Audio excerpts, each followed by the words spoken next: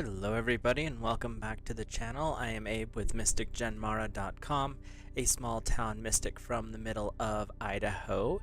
And due to some technical issues real quick, I'm a little bit late going live tonight, but we are going back to our series of Occult and Crochet, and tonight our topic of discussion is going to be a gentleman by the name of Alonso de Salazar Frias.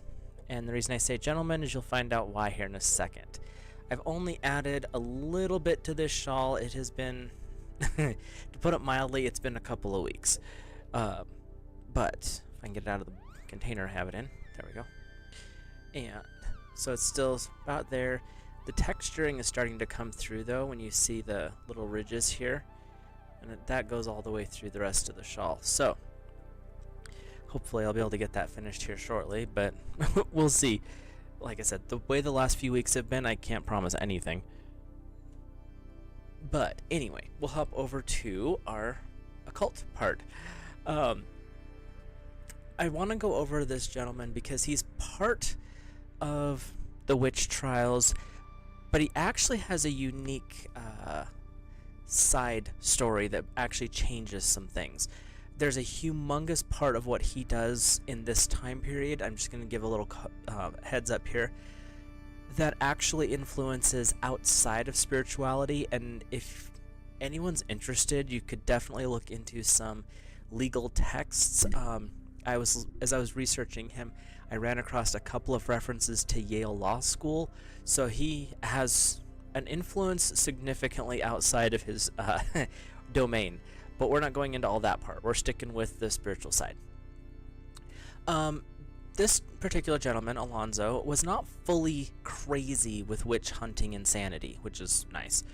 He was called the witch's advocate by a couple of different references that I ran across, which I thought was pretty cool. Like, so we needed... What's going on with my phone? Sorry. Oh. The witches needed some advocacy, and he actually became one of their loudest voices and actually turned the tide in some cases. So we'll hop over into Alonso de Salazar Frias. He came into the world in 1564. Not a lot was that I could find anyway about his family outside of a few details. His birth was in Burgos in Spain, and Alonso's father was a lawyer. I really dug around and I could not find this man's name to save my life, nor his mother for that matter. But his whole family were either civil servants in some fashion, lawyers or etc., or well-to-do merchants and sellers. So he came from a pretty prosperous environment, and you would think that that would have made him a little bit more snobbish, but oddly enough, that I think helped ground him a little bit. But later, and I dug around, I could not find a lot, and I mean, I kept running across Spanish or Latin websites. I don't read either, and the translation on the internet is not always the best. So I couldn't find a lot out about his childhood, but I did find out that he attended two different universities, the University of Salamanca and the University of Sigüenza, which, with those two universities, he achieved degrees in canon law, so religious studies and religious law. So we have a good setup here so far. Alonso would take his vows or his holy orders and would be appointed to the position of Vicar General, and he would also be appointed to the position of judge, which this is an interesting combination. You're a vicar, but you're also a judge. But we've heard about some of this stuff before, and I'll point that out here in a second. His appointment would be in the court of the Bishop of Jaén.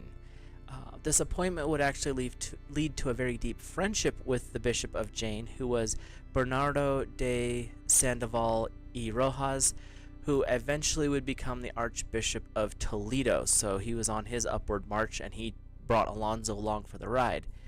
Alonso would basically be quite the lawyer in his day, and he would, by his legal skill in the religious aspect of judge and lawyer, he would eventually get the appointment of Attorney General of the Castilian Church.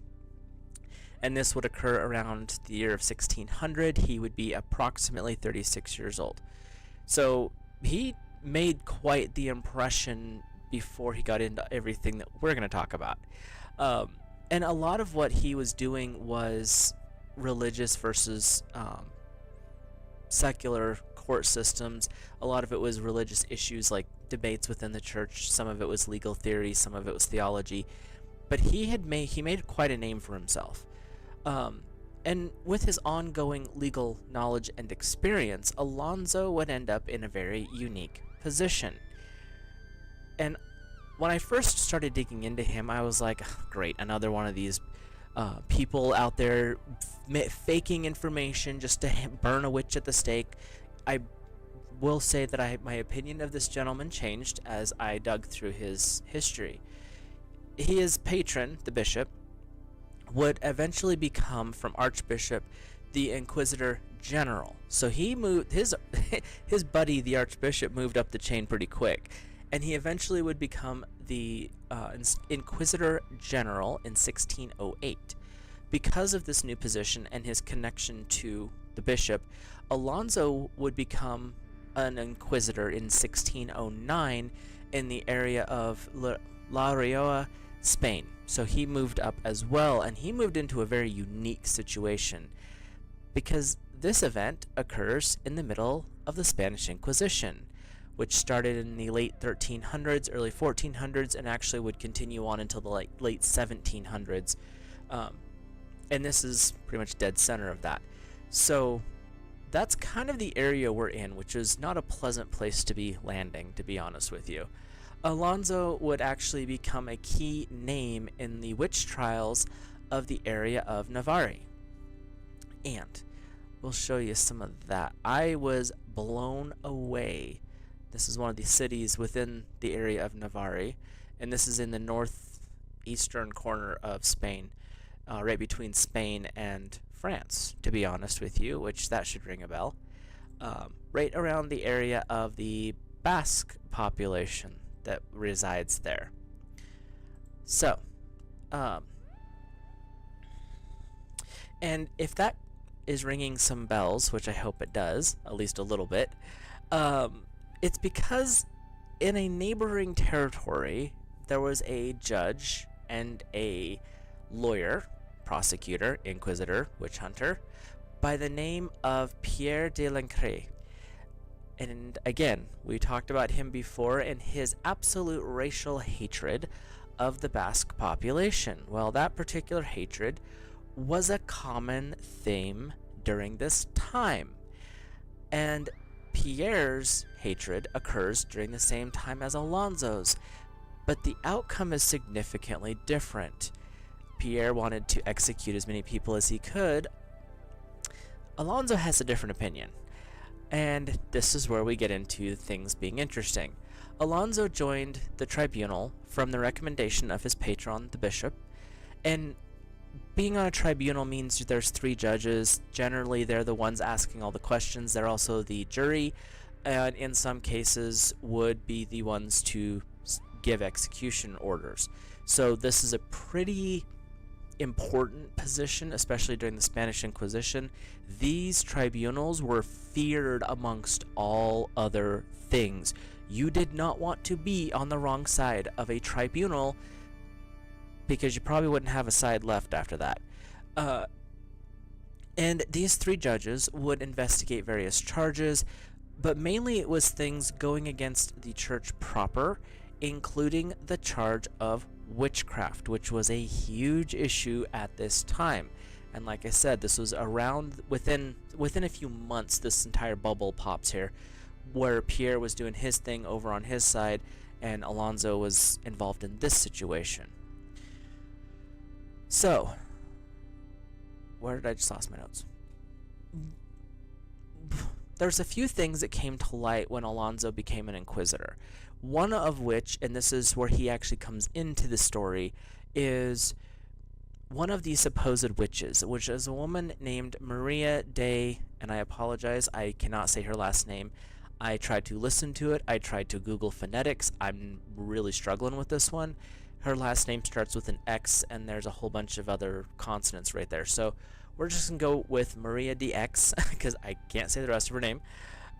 She actually admitted to having attended several witches' sabbats, which were nocturnal events where witches would show up generally without clothes on, and the devil would show up, and they would go through these huge rituals, and all this magic and evil would be poured forth.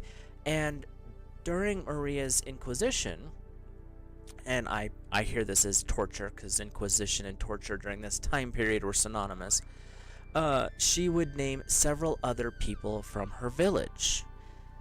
When people heard the story that Maria had started talking, they started to go after the names that she spoke of.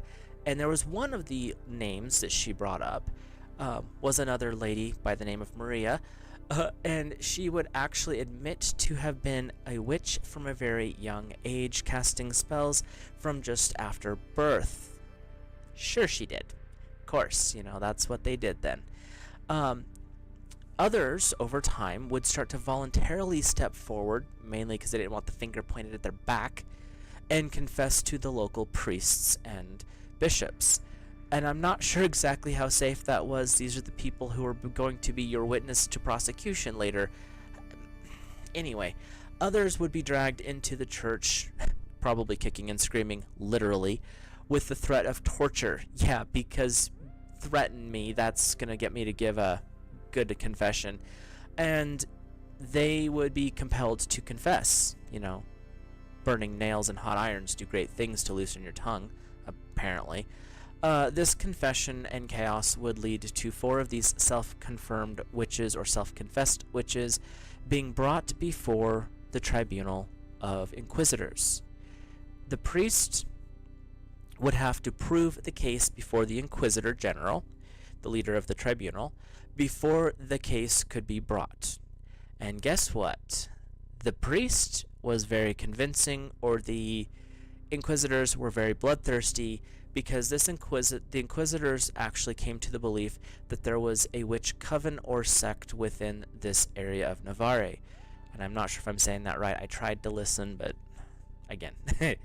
The proof that they were looking at, all 4 women gave almost identical stories of the Sabbat and the rituals. I'm going to let you dissolve that. If you've ever read anything about the law, when people give almost identical stories, what's usually the case? We're doing pineapple synergy tonight. Generally, when people give nearly identical stories, there's been some coercion or some collusion going on behind the scenes. No one gives that close of similar answers. Not in most cases. 1 or 2 people maybe, but when you start exceeding 4 or 5, we start having questions. And by their identical stories, was that because of leading questions? We start a sentence and expect a certain answer. You get said answer because you led them to that conclusion. Really good lawyer stuff here. And all 4 of these women, and this is kind of interesting as well, described the devil and said ceremonies in almost verbatim styles. That doesn't happen. Not naturally. Does not happen like that. You ever played the game Telephone? You can't keep things that clear, that clean consistently. It was said that the variances were so minimal, and that's generally a good indicator that maybe there were some leading questions being brought forward. If you lead a person to the right conclusion with a question, then they're going to kind of say what you expect them to say. Oh, and don't forget, there were still being torture was on the table, the threat of or actual torture. So this wasn't just a couple of questions. We were building a storyline here. The priests were not always, though the priests during this time were not the good guys in general. We'll just be up front here. So this is one thing that I did find a little bit interesting. The Tribunal and Supreme Council of Inquisition would actually send out questionnaires to encourage the lesser tribunals, the lesser priests or judges, to figure out if the witches were having dreams or hallucinations, or if they were actually in the practice of witchcraft. I didn't realize that they did this during this time, and from what I could find, this was kind of the Inquisitions in particular. The Roman and the Spanish were the most well documented, and they tended to have this type of questionnaire. The policy with such paperwork was that it could only be applied to witches in custody. So you actually had to have them in jail at this point, or locked in a dungeon below the church, to be able to question them on this questionnaire. But in this particular case, in this area of Navarre, they would require the questionnaire to be applied to all witches at large, so even the people who were accused roaming around the streets still, any witness to said witchcraft, and of course the ones in custody, because that was the policy. This would lead the Inquisitors to believe the accusations of witchcraft were real in the physical realm and not just dreams and hallucinations. But see, the questionnaire doesn't preclude other forms of convincing you. And you can think of thumb screws or bamboo shoots work too. But don't worry, we'll be bringing Alonso back into the story. We just had to kind of set some scenes here. One of the Inquisitors would visit the village, and this particular Inquisitor, he was on the same tribunal as Alonso. We'll just say that up front. He had some buddies with him, secretaries and such, because you don't ever travel alone in these times. The Inquisitor was named Alvarado.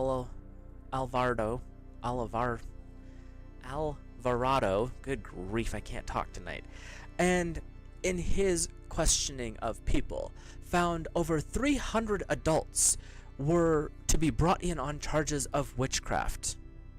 Really? 300? Okay. But he only took the worst of the worst, approximately 31 souls, to stand before the entirety of the tribunal. So, in June of 1610, these 31 witches would stand before the tribunal, not at one time, obviously, but they were brought before. This particular tribunal was where Alonso de Salazar was sitting. And after hearing the cases, 19 of these witches were confirmed to be guilty of all accusations. Interestingly enough, though, only 18 were to be punished, not put to the stake. Little shift here, a little shaking of their practices. Not exactly sure if that was a better outcome or not, because they were supposed to be punished. I'm not sure what that means. Branding, who knows? Because that was a thing too.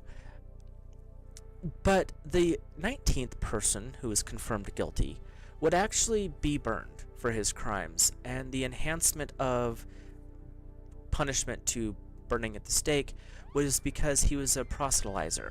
So he was the person out there luring other people to the group with money, with women, with whatever. And I reference he a lot through this. It's not meant to be a male or female. It's not referenced. They just say person, force a habit to say that. So, but this proselytizer was the person who was luring others into the group. So he needed to be taken out. So we'll burn him at the stake. Okay. And now we start to see where Alonso steps up. Sort of, kind of. Actually, he does a lot of good things going forward here in a few minutes. The 12 of the 31 who denied everything, 12 of that group just said, we don't even know why we're here. We don't do anything. We didn't do any witchcraft. This is not the case. Like, leave us alone. We're not involved. But the tribunal would actually disagree over what to do with these people. Alonso advocated for interrogation under torture, not the greatest decision, but but he wanted to find out if these 12 knew anything. He wasn't fully convinced of their guilt. Smart man. He wanted actual proof, like physical proof that there was something there. The other two inquisitors, remember we're a tribunal of 3, wanted the 12 to go to the stake alive or dead. They did not care. You do not admit to guilt, we're burning you. Innocent until proven guilty, maybe? Just a thought. And yes, you heard correctly if you caught what I said there. The 12 would go to the stake alive or dead. Even if the person died in custody, so sitting in that dungeon in the bottom of the church, the person died, their body would be brought up tied to a stake and burned to cleanse their soul of their evil wickedness. Did these wackos really like the smell of burning flesh or something? Because there's no rhyme or reason to what they were doing here. Since we were on a tribunal, majority would eventually rule, and Alonso would be the loser. The 12 would be taken to the stake and burned.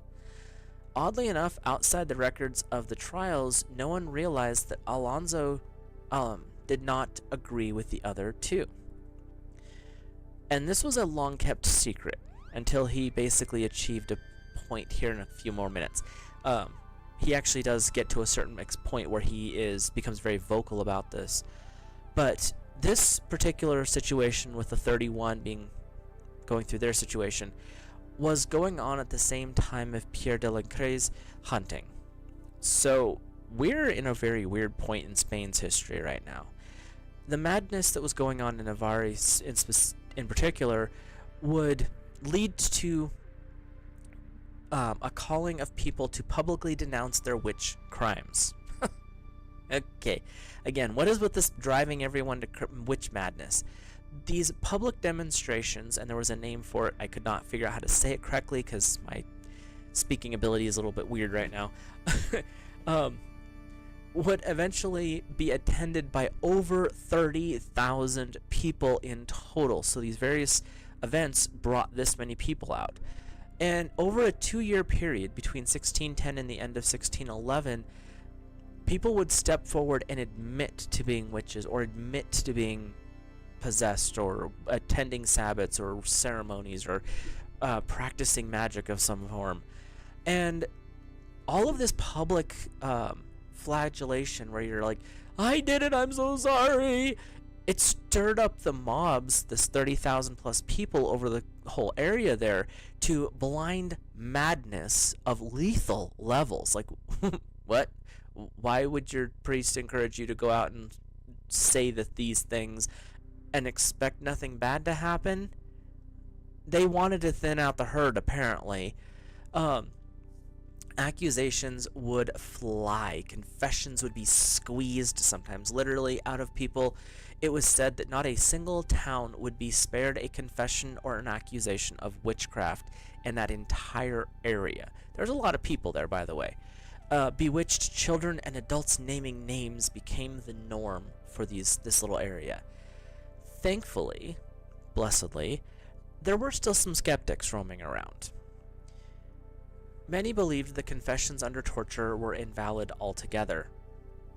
You think? People will say anything to get pain to stop. It's just kind of what they do. It hurts, make it stop. They thought the confessions were fake. Obviously, they were not healthy or correctly extracted from the person, so. And this leads us to another unique turn of events. One group that was not convinced of the validity of the confessions, and I had to double check this because I could not believe what I was reading the first location I found it. I ransacked the internet as far as I could dig in English, and one of the groups in this particular area that didn't think the confessions were accurate was the local Jesuit order. Mind you, the Jesuits in every other story were the ones backing the hunts. But for some weird reason in this little corner of Spain, they didn't agree with what was happening. That one has me a little baffled, and I'm going to dig into that a little bit more when I start going into the discussion of the Jesuits, because why in this particular instance were you not on the side of the hunters? It's a little strange to me. But there was another bishop that didn't agree with it either, and that was the Bishop of Pamplona, and that bishop's name was, oh good grief, Venegas de Figueroa. Again, apologies for not being great with words. And it was this bishop that would eventually contact the Inquisitor General on the Supreme Council and claimed that the confessions were giving under duress and accusations were rumors and gossips from children or the simple-minded. In other words, They could have been conditioned to say this, or under minor threats, said whatever they needed to be, or whatever they were told, they would repeat it.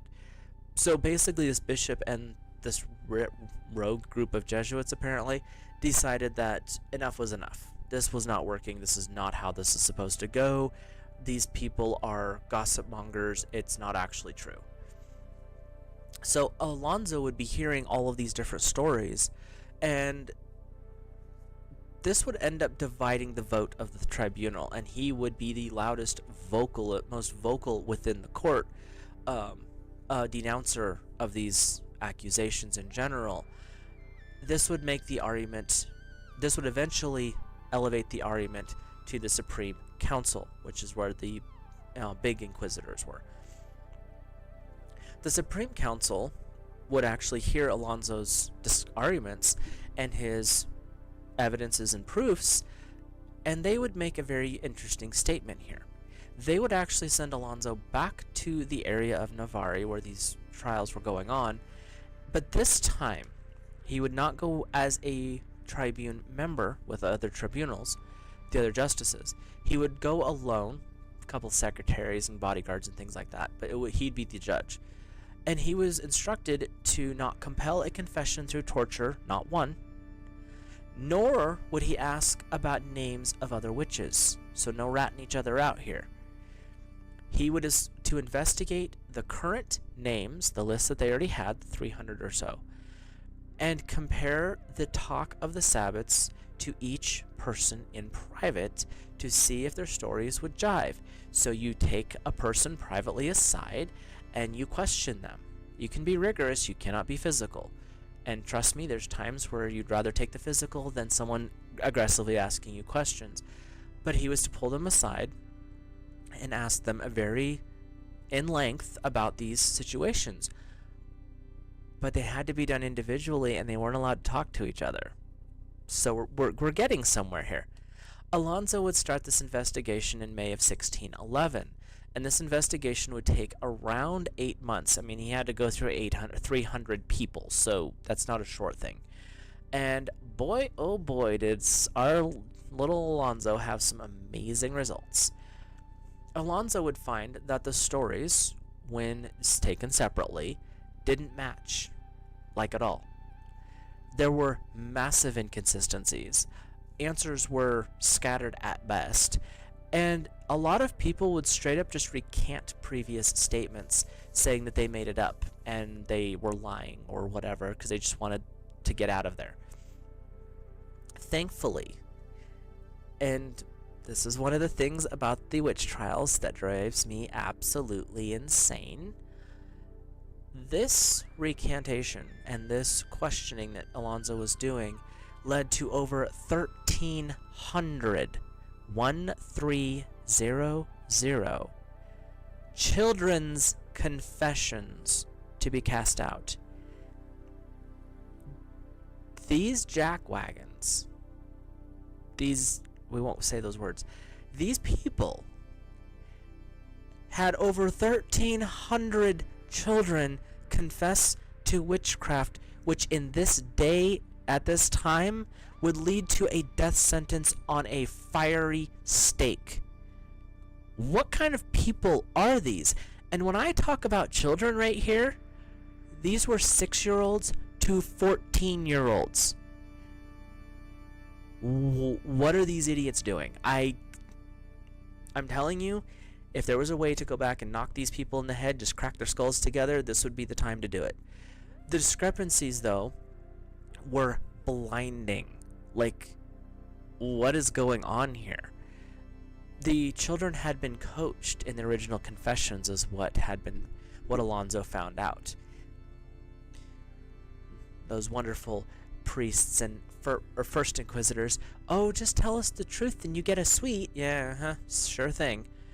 When the accused or confessed were asked about the location of their Sabbats, no one could find the exact same spot. They went all over the place. No one went to the same one.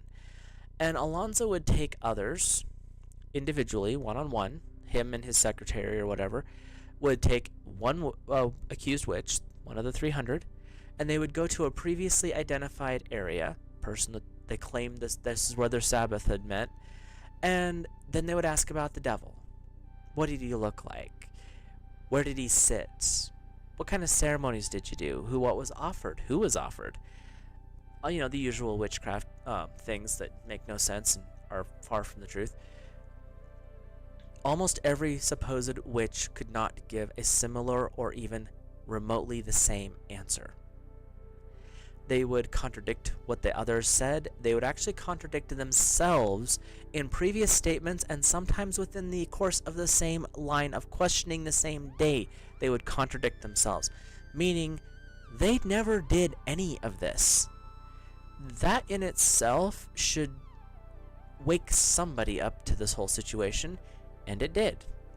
The confessed and accused would also go through, we'll get into the waking up part, to show the ointments and potions that they told the original Inquisitor about, and their priests and bishops. And what Alonso found out is almost every single one of these ointments and potions were harmless creams for skincare or teas for upset tummies. The witches said it was to appease the Inquisitors and to get away from the torture themselves, and that's also why they named names, was to get away from the Inquisitors and the torturers. How many were really witches? Alonso had some secretaries, obviously, with him. I mentioned that before. And he would, on the nights of future Sabbaths, because these supposed witches would tell him where the Sabbaths were going to be performed, what nights, all this stuff, because they were just trying to be helpful to a man of authority. You didn't run into people like Alonso very often, and so this was kind of a special thing for these people, and they wanted to impress him. And maybe, get their names off that list that he was carrying. And so all these different witnesses for the court were sent out before the rituals, and sometimes they'd be out there for 2 days, maybe 3, just to verify that they weren't missing the night of said rituals, where there were bonfires and sacrifices and all this other nonsense. But guess what happened? They'd stay out there overnight, sometimes 3 nights. They'd go to different places. And there's one particular thing that kept happening. Nothing. Not at all. Not one single Sabbath. Not one single meeting. No full moon. No new moon. No sky-clad nude dancing around a bonfire with the goat-headed Satan. Nothing. Alonso would come to the conclusion that the devil deludes the innocent to make false claims and accusations, and causes people of simple minds to make fake statements and confessions, thus creating an uproar that led to the harming of innocents within the madness. His theory was that the entire thing was made up, and it was made up because of nightmares and unscrupulous lawyers, inquisitors, and priests. And that's saying something, because he was a man of the cloth himself. In a later report to the Supreme Council of 1613, Alonso would criticize the practice of the tribunals in general during these trials. He would even toss himself under the bus for not being as objective as he should have been. Okay? Hey, he's being honest. I'll give him credit. He would accuse the inquisitors of not keeping accurate records. They would only write the final outcome of a trial with no evidence, and sometimes they would omit evidence if they did happen to put a note or 2 in there. He would point out that the other inquisitors would even suppress inconsistencies so that the conviction would be upheld. So if a person said on Tuesday that the devil showed up with horns, and on Wednesday said the devil showed up without horns, wearing a suit jacket, but then on Thursday said he had cloven hoof and was naked, they would just omit that suit jacket part, and we would put the horns and the hooves together, and oh, look at what they said. That's not how courts run. Not supposed to. The tribunals also would ignore retracted statements because, just because they denied it after we took the thumb screws off doesn't mean it's not true. What? Alonso would actually call out the belief in witchcraft and as a practice altogether. He would go on to say in front of the Supreme Council during the 1613 arguments, because this was a long-term thing, it wasn't like a one-day deal, it was several days, if not a month, of back and forth arguing, and then they had to decide, and more questions, and on and on and on. But he would go on to say that none of the claims of witchcraft and the supernatural were true. Flying, transfiguration, changing from one creature into another, like werewolf type stuff, the casting of spells, all of that stuff. In Alonso's mind, because it couldn't be quantified through, even at that time's scientific reasoning, it had to be fake. Okay, I'm not going to deny or anything else, because this man's actually thinking and not using his emotions to judge people. Thanks to Alonso's rigorous fighting against nonsense and ignorance, in 1614, the Supreme Council would actually issue instructions to be implemented almost immediately, using just about every single point Alonso had been fighting for the last period of time. And a lot of his own words were used in these rulings. Well, he was a judge and a lawyer. Why wouldn't you use his words? Makes sense to me. This included, we're going to go through a list of some of the things that Alonso demanded as proof to justify a witch hunt. This would include proving that the Sabbath had actually taken place, a location, a date, time, let us be there. We're not playing this, oh, well, I heard through the grapevine. No, I want to stand there and watch it with you. Okay, powerful witness statement right there. They wanted the entire confession to be recorded, including all contradictions and including motives behind accusations or confessions.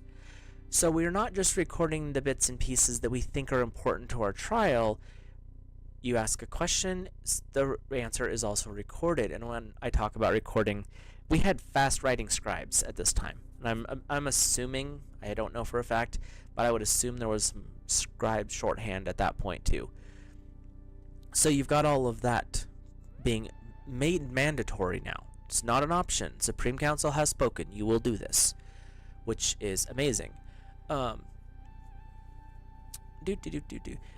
when it talks about motives, sometimes someone would confess or accuse because they wanted their neighbor's land, or they needed that person's wife, or they wanted that woman's husband.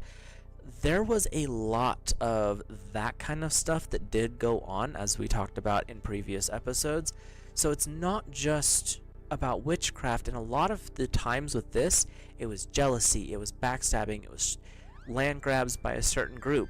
There was a lot of unpleasantness that was going on with these witch hunts. But what Alonso was trying to do was short-circuit that. Stop it in its tracks before it could get a foothold anymore. So the motive behind the accusation or confession was as much as an important part in his mind as the actual accusation or confession itself. You would have to bring into consideration if the confession was made under duress or threat of torture. Were you being sleep deprived and not allowed to go to the bathroom, or not allowed to go to get drinks or food? Were you being whipped? Were your pinkies being bent backwards? Were your teeth being pulled? Things like that. Fingernails being pulled out. Were those things being done or being threatened to get you to confess? Because if that's the case, the confession's null and void. He also demanded that witnesses to all actions be considered, and they actually had to have been witnesses, not hearsay. So it sounds like there's some actual court going on here. And you had to also bring into light any and all recanted statements, because if you didn't, it didn't fit. It sounds like he was kind of going for a fair and impartial trial system, which they would also include that no one should be condemned from only a single person's accusation. Well, that person over there is a witch, and I said so. You have anyone else to back that up? I said so. That's all that matters. No, we don't play that game here. They would also go on to say that public discussion of witchcraft within the area of Navarre would be stopped immediately. And I will say that that didn't make sense as I was digging through this. Why would they put that in there? The Supreme Council had a lot of wisdom behind it. By the end of 1617, just a couple of years later, peace and quiet had come back to the area. Now that no one was able to accuse another of witchcraft publicly, everything got back to normal. No more public denunciations of, that person is a witch. No. You go to the tribunal, you bring your accusation, proof, witnesses, etc., and it's done properly and not in the public square. No more mob madness stirring the people up. It actually makes a lot of sense that that was a prohibition for that area, and that prohibition lasted for around 100 years before public discussion of it even could be brought back. So, you gotta stop it somehow, right? Interestingly enough, this was not the end of Alonso's career, that 1617 ruling. He would go on to influence the secular courts of his day, and he actually helped stop many innocent lives from being burned or otherwise executed. Even when people would eventually be put to death in the area of Catalonia, and this one was brought up kind of as an odd thing, the Inquisition there went after a bunch of people in violation of the Supreme Council's order, and they didn't burn them, so you can't say that we did the wrong thing. No, they hung 300 people. Well, we didn't burn them, Council, so you can't get after us. Oh, yes, they can. The Inquisition would actually stop them from killing anyone further because they had directly violated the Supreme Council's orders. And that was something that Alonso caught them doing. Another part that can be attributed to Alonso was in 1920 in the area of Congas. The Inquisition intervened and saved the lives of all parties, and there was several... The information on this one's sketch, 50 to 200 people, but he actually, because of his direct intervention in this one, well, not direct, it was attributed to him, but because of the things he was doing, they were actually able to stop people from being executed and lessen the crime down to basically a misdemeanor. So it was a slap on the wrist, maybe a fine, maybe a public apology or whatever, but it was taken from death down to like, okay, you peed on your neighbor's yard, like, go away. This would not, this would halt the deaths, but not the trials. The trials were still going on, and the trials within the Spanish Inquisition would actually continue on. Specifically, the witch trials within the Spanish Inquisition would continue on for decades. The last one that I could find a reference to specifically to witchcraft trials was in 1790. So at least another 100 years of this nonsense. Oh, witches! Shut up. Alonso's influence would extend to the Roman Inquisition as well. This is the part where his influence was more powerful than I think he even realized in his lifetime. The Roman Inquisitors would see what was going on with the Spanish Inquisition, and they would actually stick to leniency in their sentencing from that point forward. They'd start to bring in the information that Alonso had proposed, and they would take that to adhere to a very strict procedure in questioning and hearing of cases. Over time, this would lead to full rejection of the myth of the witch and Sabbath gatherings altogether within the Roman Inquisition. Matter of fact, the Spanish and Roman Inquisitions were the first two out of all of the witch trials during this time to make this kind of a turn where they're like, okay, enough's enough. This doesn't make any sense. I almost said a bad word there. This doesn't make any sense. This is enough. These people, if they even are doing anything, they're not summoning the dead, they're not dealing with the devil, they're not out dancing naked under the stars, they're not even meeting anywhere. They might be having some nightmares, so we need to stop this. And this is all because of one tribunal inquisitor saying enough is enough.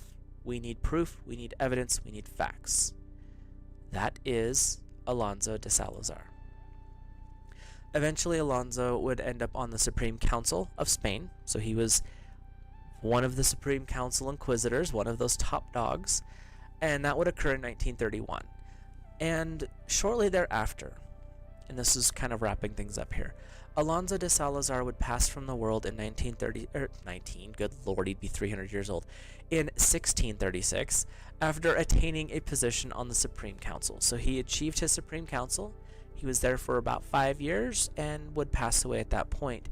Now, let me do some quick math because I forgot to do this earlier. 1564. He would be in his 60s, early 70s when he passed away.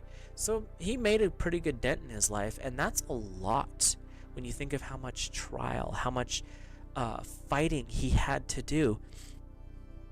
And this is kind of fascinating to me.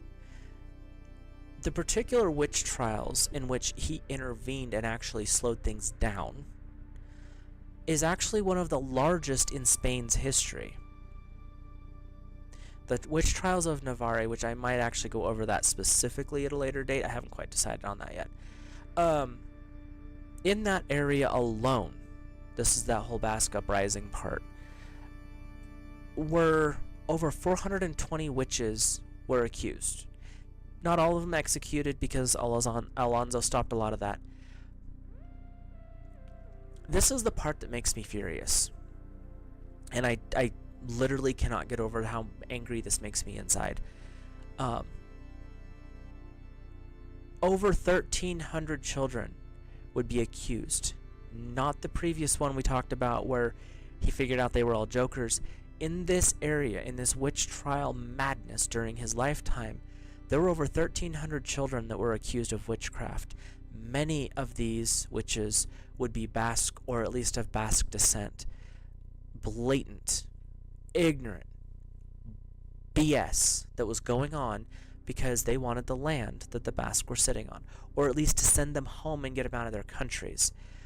I don't know all the details of why that was going on, but this is why they were making these accusations, especially in this specific area. Most of these people would be from two villages near the northern border of Spain and France, as I talked about with Pierre de la Carre. It's that area of Navarre and Basque and all this. There's like this little bubble there. And they hated each other. Like, there's no other way to phrase it. Pierre on the France side hated everything to do with the Basque and Spain. On the other side, you had the Spanish Inquisition trying to destroy this other group. But why are we going after all the kids? Like, there's no such thing as a child witch, not like they're talking about. It doesn't exist like that. And that's the stuff that drives me insane with this entire thing. And I've had some comments and I've had some emails that are like, why do you keep talking about the dark stuff? If we don't remember what went on, and it doesn't make you just furious to think that these idiots did this stuff, we'll repeat it. History always repeats itself. And the minute you forget it, it's going to replay. Same thing with life in general, if we're going to go with metaphysical. If you're not picking up the lesson that the universe is literally throwing in front of you, you're going to keep tripping over the same rock. Pick up your feet. Learn the lesson. Don't forget the lesson. When we don't forget what happened during this time period, and that's why I'm going over this, it's why I talked about Gerald Gardner and Alex Sanders and all of that crowd. They were just doing something, maybe not fully tracking back to this time period, but they were just wanting to like be themselves in a unique way, follow a different religious path or make their own, whatever. But what happened before is why this was such a quiet and basically act of rebellion. These type of things went on for around 500 years. Think about that. That is longer than the United States has been around. The witch hunts were going on. They were hunting innocent people. Very, very few. And I've went through enough research over the years of digging into this. Very, very few were actually people who'd done something wrong. Probably a good 70 to 80% were 100% innocent. The other ones were making stuff up because they hated somebody. Alonso's work and what he did actually saved lives. And considering how dark some of this stuff that I've talked about here recently is, this was actually a good thing. And as I said at the beginning, as I was going through and digging up what I could on Alonso, there's not as much as you would think, at least not English translations. But what I kept finding reference to is, at least in Yale, in their law department, they actually talk about Alonso. There's a couple of spots I found where it specifically referenced Yale law books in that aspect. So it wasn't just the witch trials that he had an effect on.